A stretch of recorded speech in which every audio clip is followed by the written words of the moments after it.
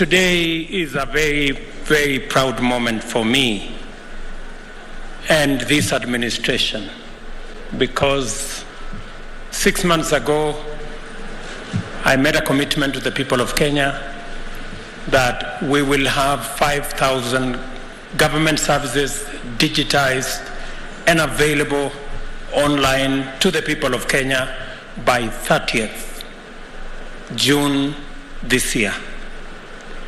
I am very happy that today 5,084 services have been digitized, completed, and are now available, and another 3,500 are digitized halfway, and my instructions going forward from here to both the Directorate of Citizen Service and the ICT departments is to ensure that all government services must be digitized by December this year. I mean all government services.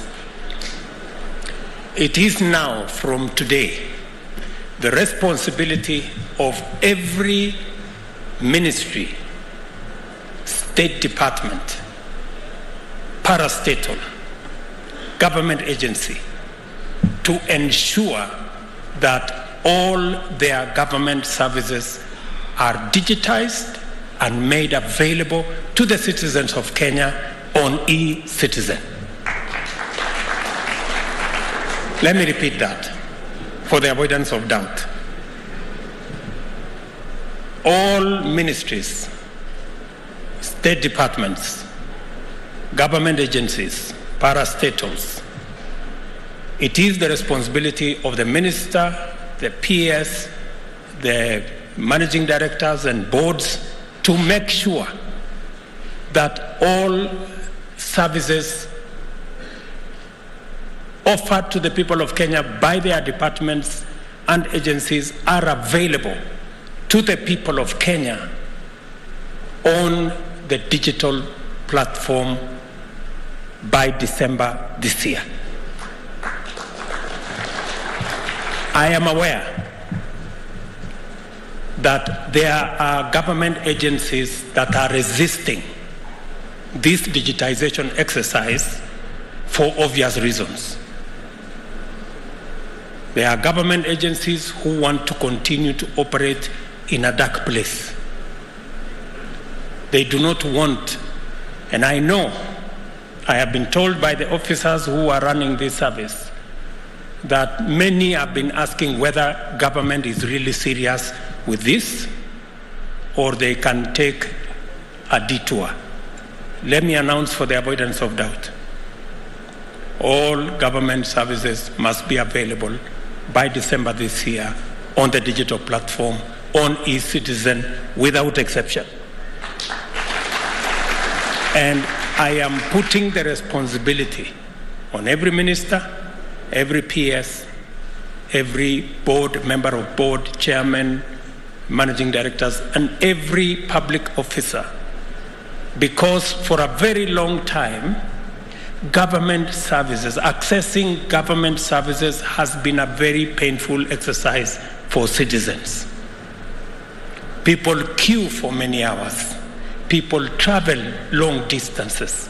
People bribe their way to get what is legitimately their right as citizens. For us to get rid of that, it is part of our plan to make sure that citizens don't have to travel, they don't have to meet anybody, they don't have to bribe nobody. They should be able to get government services efficiently, effectively, in an accountable manner from either the comfort of their phone or whatever other facility that they have to access government digitally. And when I set out that we would have this, we would go this journey, it is because when we came into office in 2014, I remember working with the people in Treasury. not a single government service. You could not, as a citizen, pay for a single government service any other way other than in cash. That was government in 2014. That the only way to pay for a government service is to pay for it in cash. Imagine, it was not even possible to pay using M-Pesa. We have since moved, I think, 180 degrees. I can now comfortably say here that in the next 30 days, mark my words, people, these deadlines are important. In the next 30 days, no government service should be paid in cash. Let me repeat it again. For the avoidance of doubt, no government service will be paid for in cash in the next 30 days. And I want to say this because corruption has been our biggest problem, pilferage, theft. Citizens are forced to pay for a service or bribe for a service that ordinarily is theirs as of right. There will be only one channel to pay for government service. We have agreed, all state departments, KRA and everybody, the government pay bill is 22222. 22222. Is it star 22222 hash? That is how you pay for government service. Let me repeat it again. 22222 is how you pay for government service. All the other pay bills, in the next 30 days, they should be shut. We have almost 1,000 different pay bills, different agencies, different people. Everybody seems to have their own pay bill. And all those pay bills are not accountable to anybody. Sometimes there are pay bills that are assumed to be government, but they end up in the wrong place. Again, for the avoidance of doubt, ministries, departments, agencies, in the next 30 days, all other pay bills must be closed.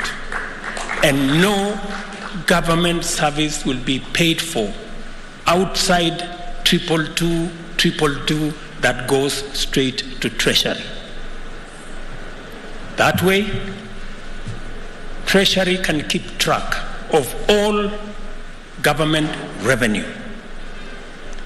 And it will be worked in such a way that any resources that are meant for A&A by ministries, state departments, and agencies will be made available instantly by the same platform, so that there will be no confusion as to if the money is collected by Treasury, how do we get our A&A? The system will automatically remit the A&A when the money goes to 22222, and it will come back to you so that you can be able to provide whatever services you're providing. Our present institutional dispensation, mandated by the Constitution, is the expression of our collective hopes and inspiration, as well as the lesson learned as a country from the wilderness that the path of history took us. For far too long, the delivery of public services to citizens has been hampered by inefficiency, delay, corruption, wastage, discrimination, outright exclusion, especially of the members of our society who are not as endowed and the people who are vulnerable.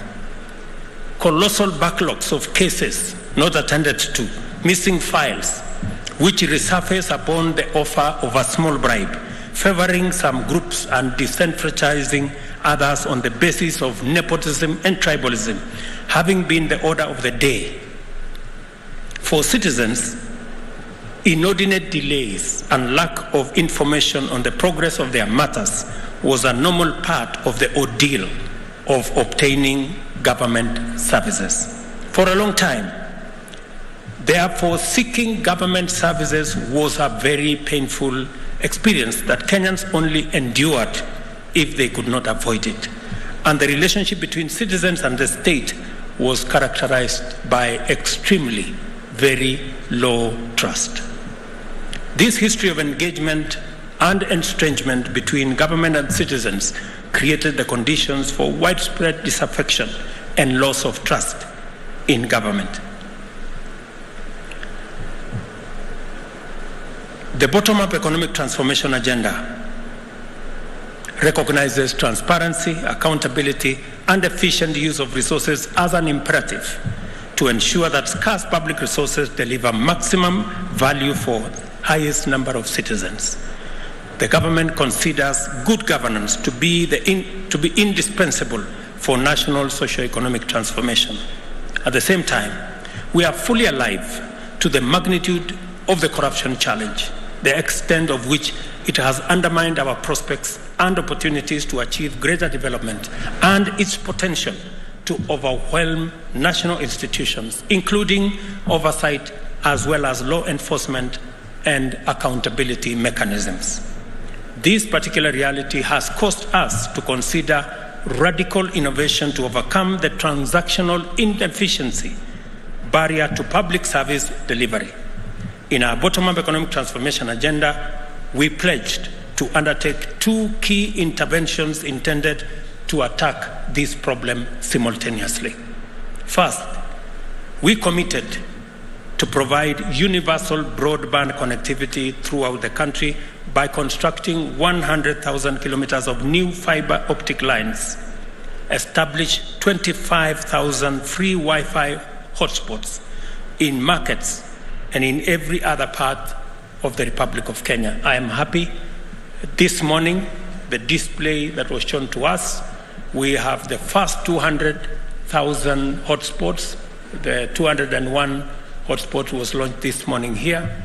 By the end of this year, we will have 2,000 hotspots across Kenya, and by December 2025, all the 25,000 hotspots will have been rolled out, including 1,450 digital hubs, 1 in each ward of the Republic of Kenya, and also ensuring that our vocational training centers run by county governments are brought into this ecosystem, and all our TVET institutions are also made part of this program of making sure that there is internet connectivity and availability across Kenya that is free and paid for by the government of Kenya.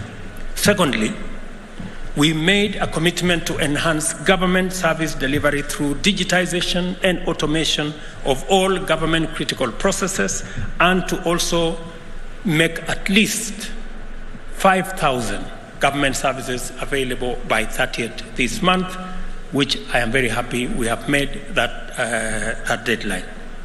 These undertakings are critical for the realization of our most fundamental mandate as government. On Madaraka Day, I emphasized our duty to deploy the best innovations and technologies to make Kenya efficient, competitive, and prosperous. Today, I reiterate that technology holds the key to improving efficiency, enhancing inclusion,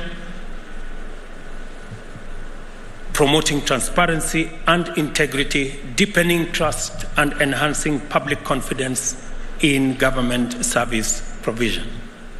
We have taken measures to empower Kenyans everywhere, especially the majority at the bottom of our pyramid, to access government services at their convenience, especially through their mobile phones. As I promised on Madaraka Day, we are launching the e-citizen platform's unstructured supplementary service data, USSD code #2222, star *222# by which citizens can now access 5,084 government services online. Wacha nirudie. So that you can access government services, you need to go to your phone, *222#.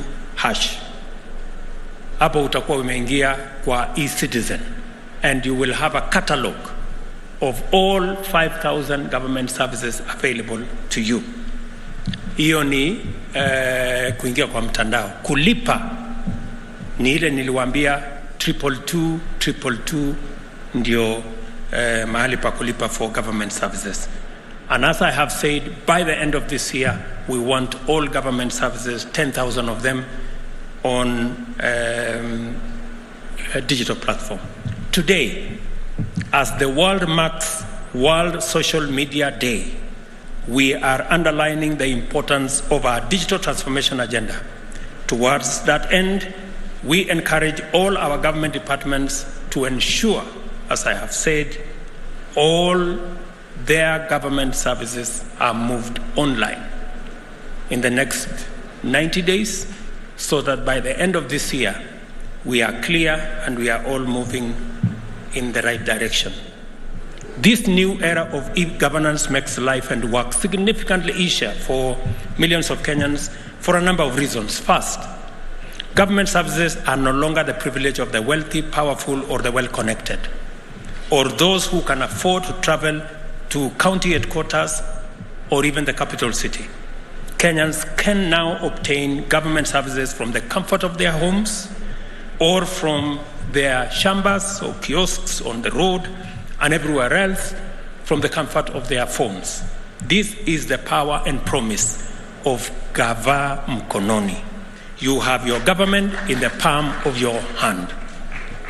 Secondly, and while I am there, we also agreed with Safaricom and our other telcos that next month, that is August, as I committed to the people of Kenya, smartphones are way beyond 9,000, 10,000, 15,000 going in that direction.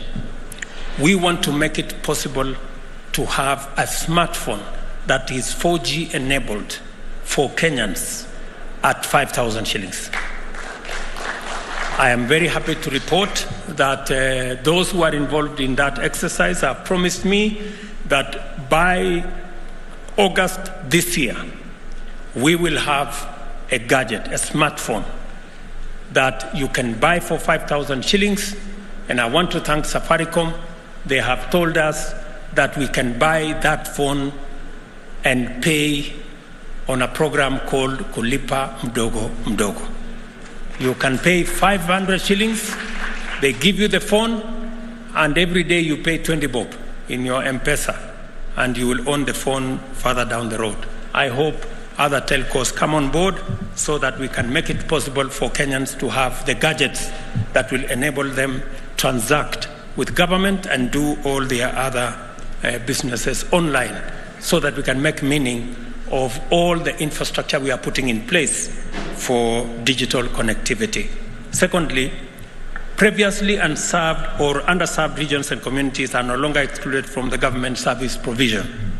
Thirdly, Kenyans are interacting directly with the digital platform without the need for brokers, intermediaries, and others. Additionally, people can track the progress of their interactions with government in real time, thus eliminating uncertainty, corruption, and frustration.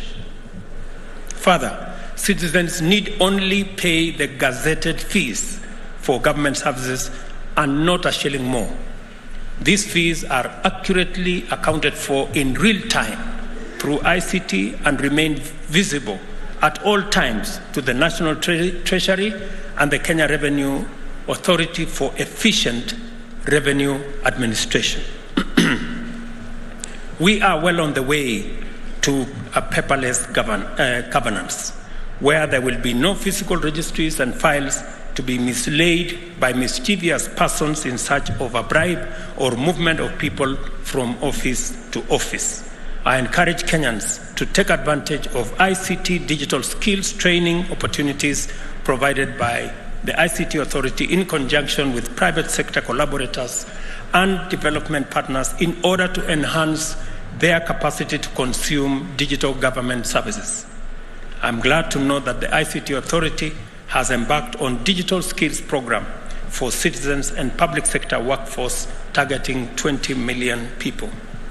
Through the private sector partnership, Gava Express will be available in more than 250,000 M-Pesa shops, 28,000 KCB shops, 40,000 equity shops, and 22,000 cooperative bank shops to serve those without smartphones. What I'm trying to say here is that we are going to work in partnership with the private sector so that government services are available, not just in government offices, but also in private sector offices. And I want to thank KCB, Equity Bank, Cooperative Bank, and Safaricom for offering their infrastructure to support government in the delivery of government services. So you can get government services on your phone. If not on your phone, if you don't have a smartphone, you can go to the 250,000 Safaricom shops, or 28,000 KCB shops, or 40,000 equity shops, or 22,000 cooperative shops, and access government services, or the Gava Express kiosks that are going to be rolled out with the support of Safaricom and others, so that we can make government efficient, we can make government available, and we can make government accessible. By the same token, I urge ICT Authority to accelerate the actualization of our digital economy agenda. And I'm very happy that, again, we have good news that aside from digitizing government services and everything we are doing, we are also going to make it possible for two things to happen, which are critical towards moving government to the digital platform. Number one is the digital signature. Now it will be possible. I am privileged to be among the first Kenyans to access a digital signature. I was trained yesterday. Sijashika sana lakini niko barabarani. Leo nimefanya testing ya pili, kesho nitakuwa nimeshika laini. So it should be possible for us now to transact on a digital platform, and even as you work to make sure that you access government services, we also want you to sign for those government services on a digital platform and have a digital signature. It will be explained to you how that is going to happen. And secondly, is to have a digital identity. You all know we have an experience as the people of Kenya that for a very long time we've been looking for a digital identity on a platform called Huduma Number, which became a mirage and became a conduit for many things. Let me say here that I am telling the Ministry of responsible for citizen services, Mr. Professor Kindiki, and my good friend Eliud Owalo, you have 90 days to deliver to us a digital identity. I know it's doable. Sasa muende mujipange. Yeah, it is doable because I think I understand how that is possible. And we will not spend the 15 billion that was spent on Huduma Number. And it's not going to take centuries. We are very confident that we have the competence to do this. Let me also announce to the people of Kenya that this great feat, this huge achievement that we are very proud of as a country, not many countries can achieve what we have achieved. In fact, whenever I talk to other leaders, they wonder how Kenya can achieve to digitize this number of government services. This was possible because we have creative, innovative, hard-working young people in the Republic of Kenya. This whole e-citizen platform was built by Kenyan young people. Tuwapigie makofi jameni. I know there is a young man here called Evid and your team. Are you here? Are they here? They are wako huko nyuma mbali wana nafikiri some of them are here. These young people. Kujeni hapa mbele. Simameni hapa. Tuwapigie makofi hao wadosi jamani.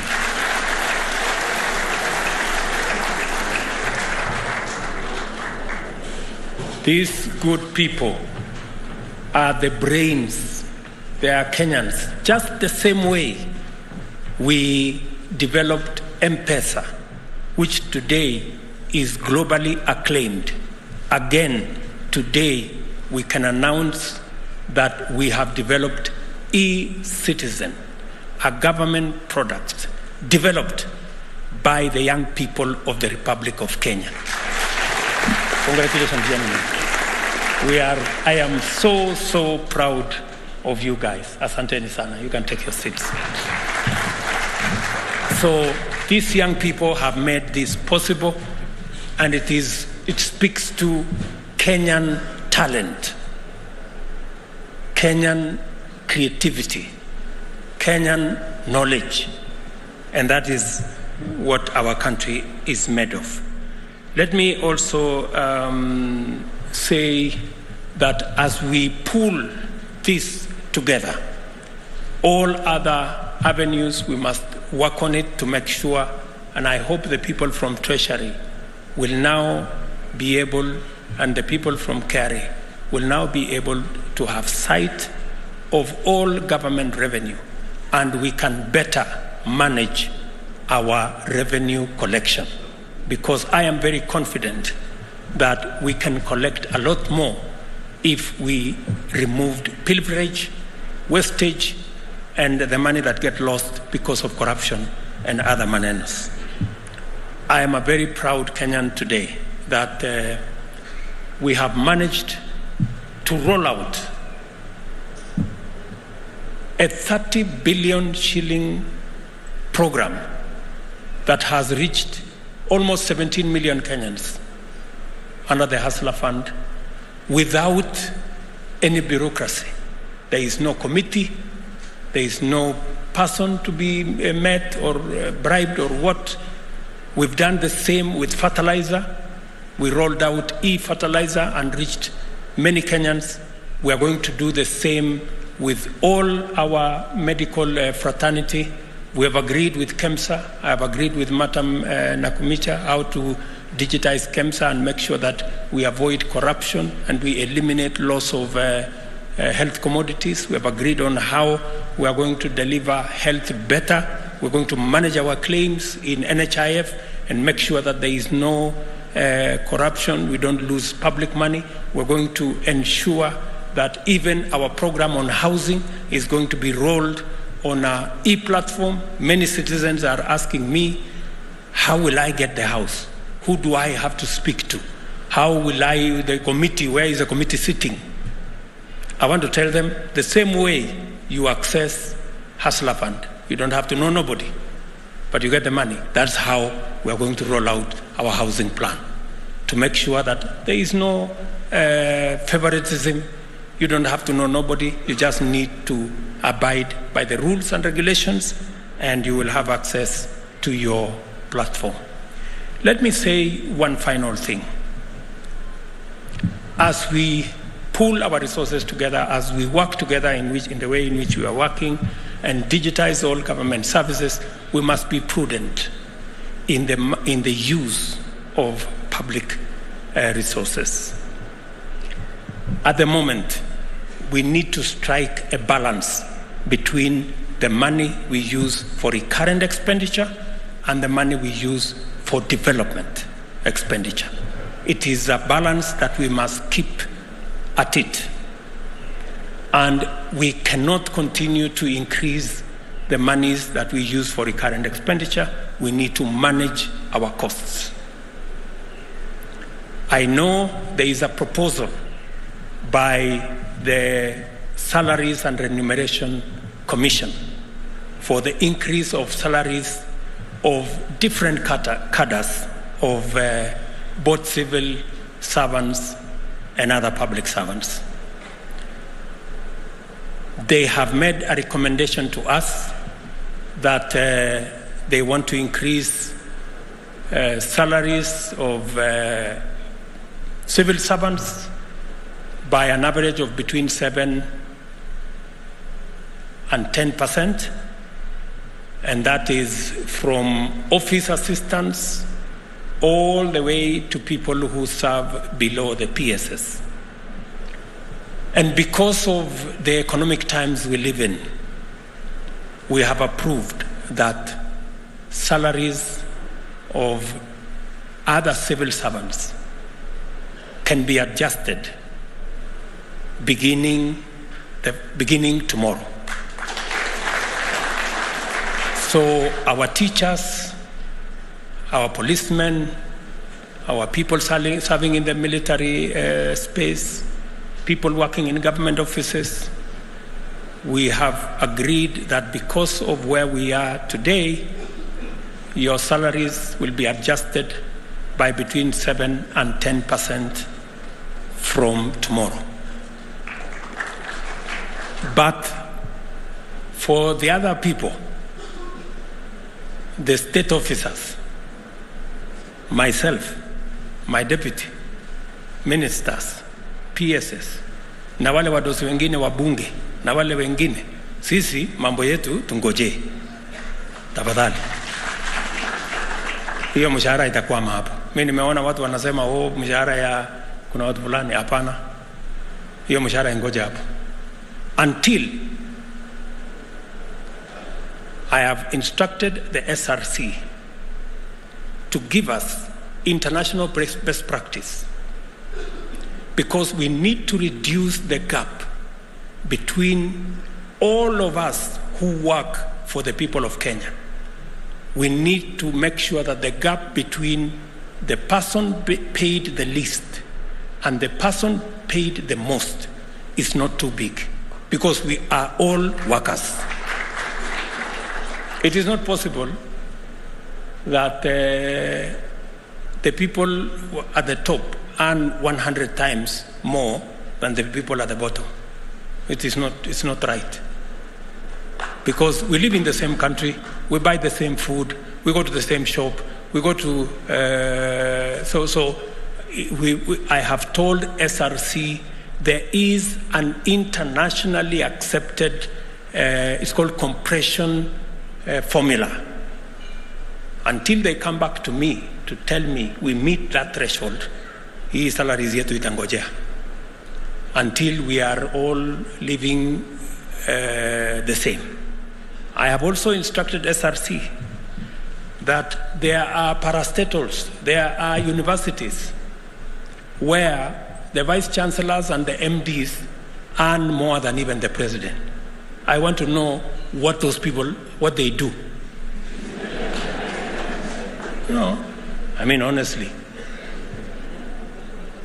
It is not possible that we have huko watu wanajiongezea mshahara kiholela. And because I've tried to interrogate some of the places where I am told somebody is earning 2 million. And I've tried to, how did they end up earning 2 million? Oh, the vice chancellor was a friend of the chairman of the council. Or they were sijui, I don't know what. Hapana. Public money is public money. And SRC must assess. Everybody must be paid in accordance with the work they do. No more, no less. Sini namna hiyo jameni? Yes. Because this is public money we are spending. So I have told SRC to do two things. Number one, to tell us the ratio between the lowest paid and the salary I earn as president. Before my salary is, before they talk about increasing salary, sisi wadosi hapa, we want to know how much money are the people below us and working for the same people of Kenya are earning. That's number one. Number two, we must rationalize. There is no way people can be increasing salaries ostensibly because at their parastatal has a lot of money. So that a lot of money is used kuongeza mishahara ya watu kiholela. That one is not happening because those parastatals are government agencies and the money they have is public resources. They must be subject to SRC and we must make sure that we all pay the same. So nimemwambia Rigiji, my friend, na mimi hiyo mshahara watu wanasema hakuna for now, na hata nyinyi waziri tulizeni boli until some exercise, because we want to make sure that we do not take advantage of the other Kenyans who do not have the power we have. It has to be rational, it has to be well thought out, and I have told SRC to do exactly that.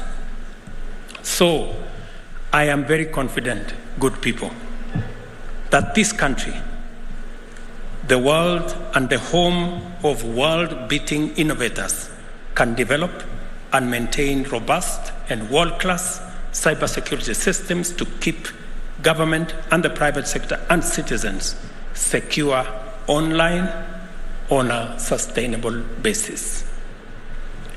I want to thank everybody who has made the digitization of government a success the way it is, and that we are going to work collaboratively together until we make sure that every citizen has access to government services without hindrance in an efficient, effective way, and government is held to account, and we can account for all the resources we collect from the people of Kenya.